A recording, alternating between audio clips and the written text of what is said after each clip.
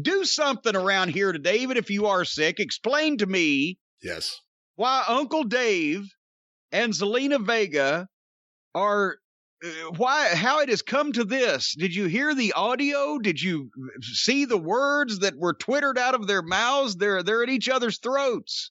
How has it come to this? I saw it, but I wasn't paying close attention because there was a clip going around of Dave on one of his shows on his website. Well, yes, I hadn't heard that. But it can't be. Seriously, what he apparently was responding to in this instance, but I'm saying he can't be this sensitive. There has to be some other kind of goddamn underlying, tension or whatever.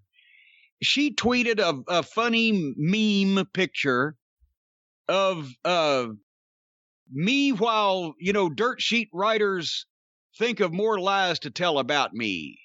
Laughing face, right? That was it.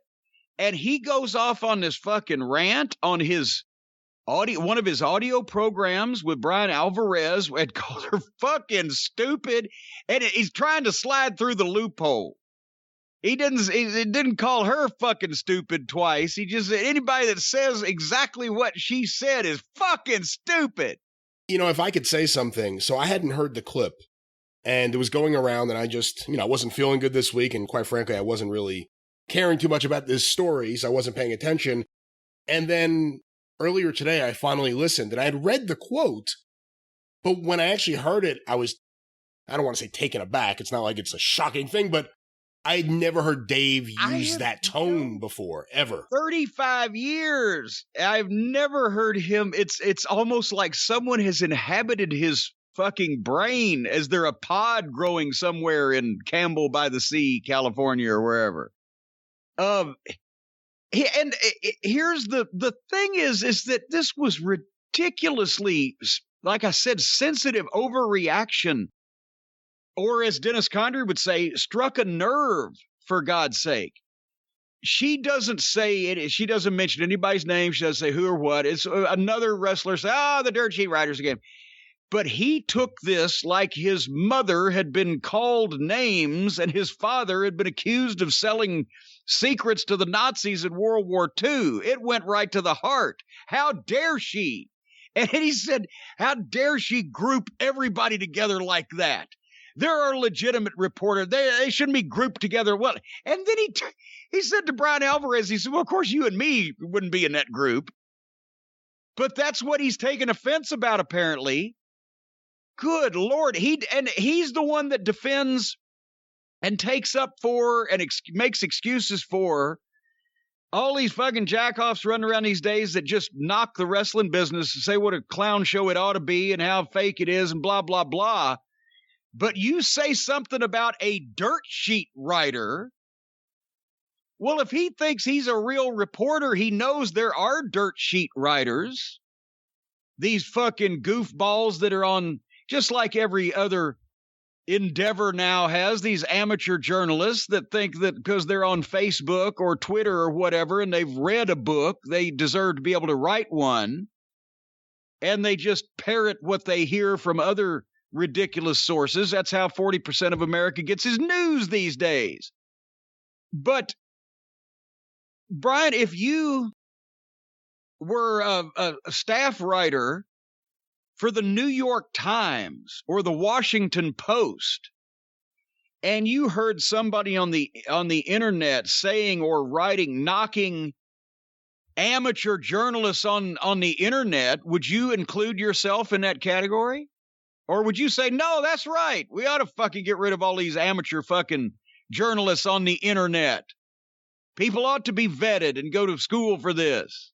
But he just immediately took that dirt sheet writer like an arrow straight through the heart and came back out swinging, reminding Brian Alvarez they should not be grouped in that collective there, and then fucking telling her she was fucking stupid for 2 minutes, and then she just bowed right back up and said, Dave, I didn't mention your name. I didn't mention anybody's name. But since I have no respect for you because you constantly, and I guess he doesn't mean to say bad shit about women. He just has no idea of how to talk to a woman, apparently. as opposed to me, who just does not give a shit. But she said she has no respect for him since he's been knocking all the women in the business anyway. But there's got to be. I mean, he jumped on that dirt sheet writer thing that she said, like these AEW fucking apologists, hop on everybody when they say, this show's actually sucks, doesn't it? Don't you think? Oh my God. It actually reminds me of something that happened with us because, all things being equal, what Thea Trinidad or Zelina Vega tweeted out, the picture of her or the little gif of her saying that dirt sheet writers are trying to think of the next lie, it's rather benign. It didn't focus on any specific person. It didn't tag anyone in it.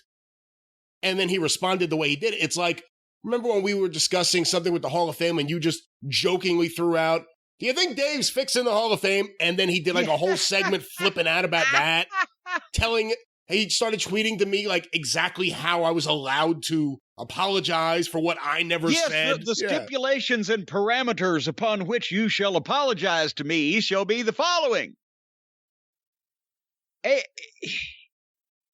You would think he'd be busier sitting there analyzing every possible aspect of how he can make the AEW television ratings look as good as possible, to have so much time that to answer poor old Zelina Vega.